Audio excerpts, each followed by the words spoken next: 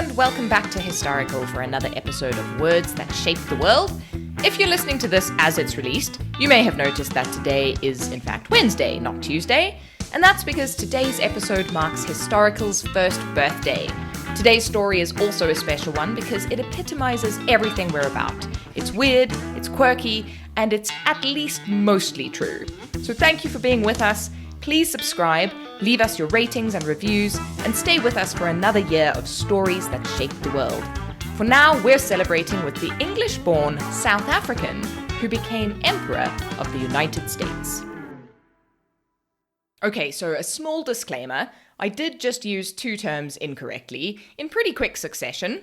Became is maybe a loose way of putting it. Made himself would be more accurate, but we're not here to split hairs.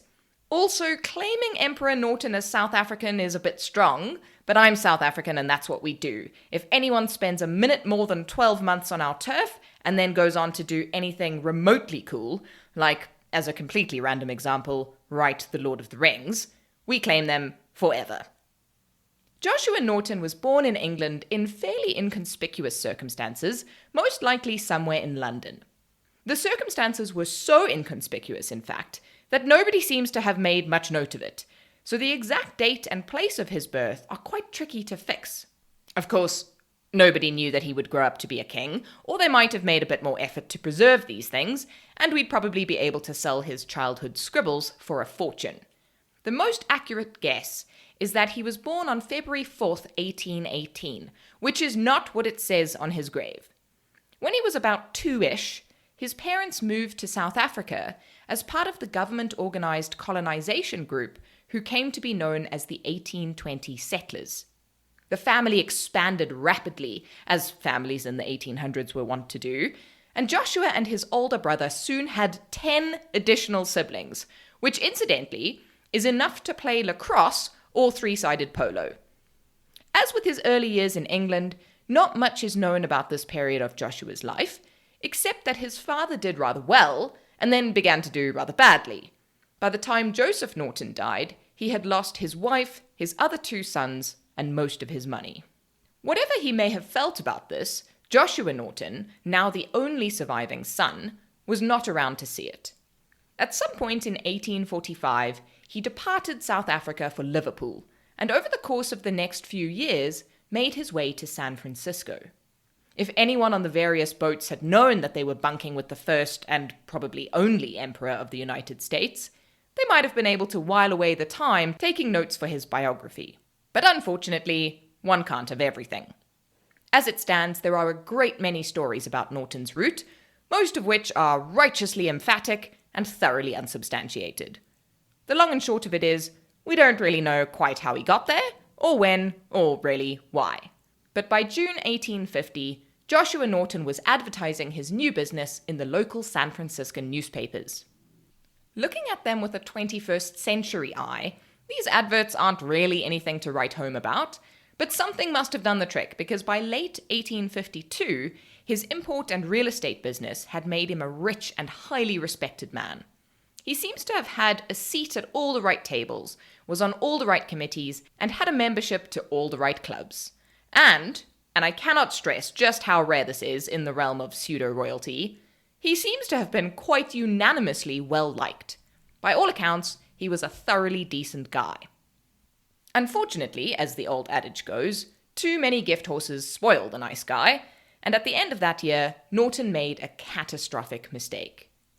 Because of famine in China, the price of rice had gone up by about 900%, and Norton was offered a business opportunity, air quotes implied, to buy a cheap shipload of Peruvian rice from a boat in the San Francisco harbor. He signed the contract, but the very next day, boats began streaming into the harbor, all carrying Peruvian rice. With too much rice, all of it better quality than his, and frankly only so many people to eat it, the price of rice plummeted. Norton spent 2 years enmeshed in a nightmare of litigation and debt, but there was no getting out of the contract.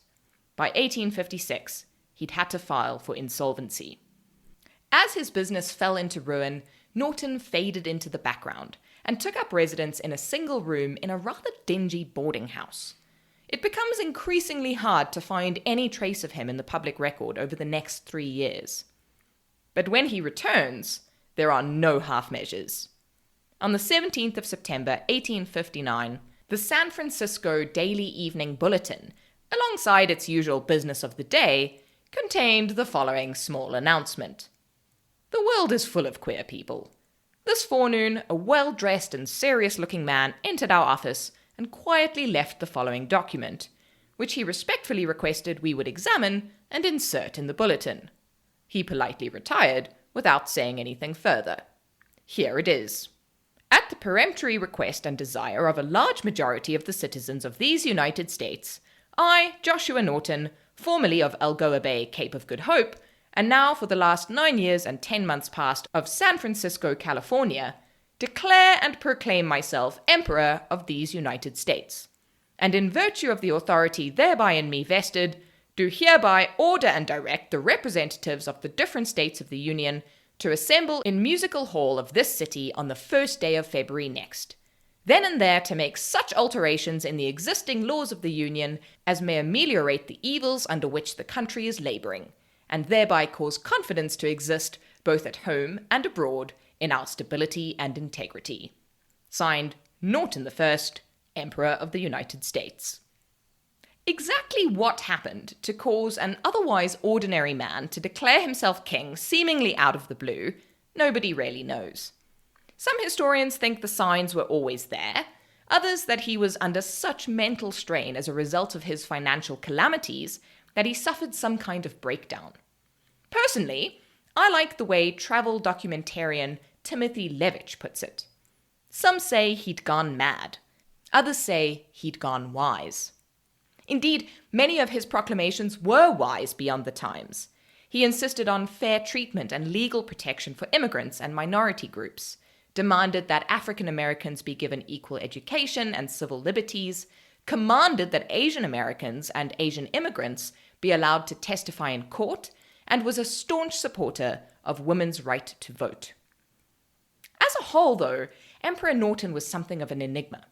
He spent the rest of his 21-year reign/life living in poverty in his small room, subsisting largely off of charity, which, possibly for the sake of his pride, he called taxes. He had a strong sense of his own self-appointed position, and he pottered about the streets of San Francisco in a military uniform donated to him by the local army base, and which he adorned with gold epaulets and an ostrich-feathered hat on special occasions. He issued regular proclamations in the San Francisco newspapers, most of which were eagerly consumed and then cheerfully ignored. He spent every morning in deep perusal of the leading newspapers, and took himself to the library most afternoons, where he either continued his reading, wrote his proclamations, or played chess. He stayed up to date with public lectures, and regularly attended the proceedings of the state legislature in Sacramento. Despite the fact that he had no political or any other kind of power whatsoever, San Franciscans took him to heart, and he became something of a living local treasure. There was no irony in his actions. He believed that he was king, and they let him. As Robert Louis Stevenson's stepdaughter wrote, he was a gentle and kindly man, and fortunately found himself in the friendliest and most sentimental city in the world. The idea being, let him be emperor if he wants to. San Francisco played the game with him. In fact, San Francisco played the game so thoroughly that they let him have his own money. To supplement the charity he received, he took to printing his own currency in the form of promissory notes, which were accepted at a surprisingly large number of establishments. Today, very few of these scripts still exist, and if you do come across one, it'll set you back by more than $10,000. But Emperor Norton was more than just tolerated or gently humoured. He was loved. He spent his days patrolling the streets, interacting with locals, and hearing their trials and grievances. His proclamations weren't limited to lofty matters of state.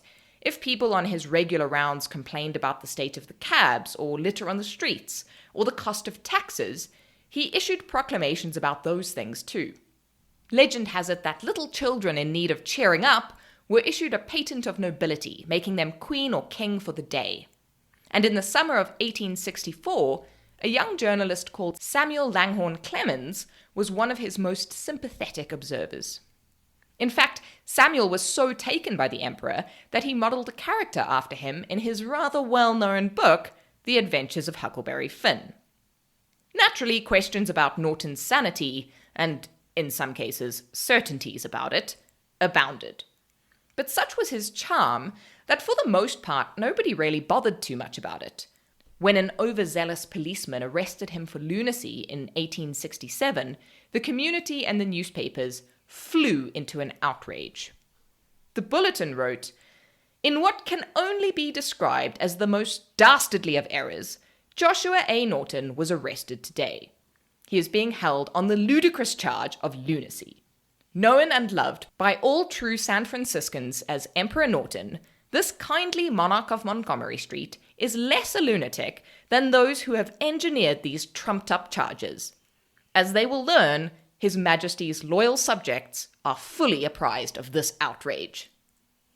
The Daily Alta was, if possible, even more indignant. Norton was, in his day, a respectable merchant, and since he has worn the imperial purple, he has shed no blood, robbed nobody, and despoiled the country of no one, which is more than can be said of any of his fellows in that line. The emperor was duly released, and issued the police officer with a royal pardon. For the rest of his life, policemen saluted him when they passed him on the street. Thank you for joining this episode of Historical. If you enjoyed yourself, please head over to your streaming platform of choice, subscribe so that you never miss another episode, and leave us a rating and review so that we can continue to tell cool stories. You can also come and find us on Instagram and Twitter at historical_podcast, and join the Facebook group, which is an excellent place to tell us which words you'd like to hear next. Join us again for more words that shape the world every Tuesday.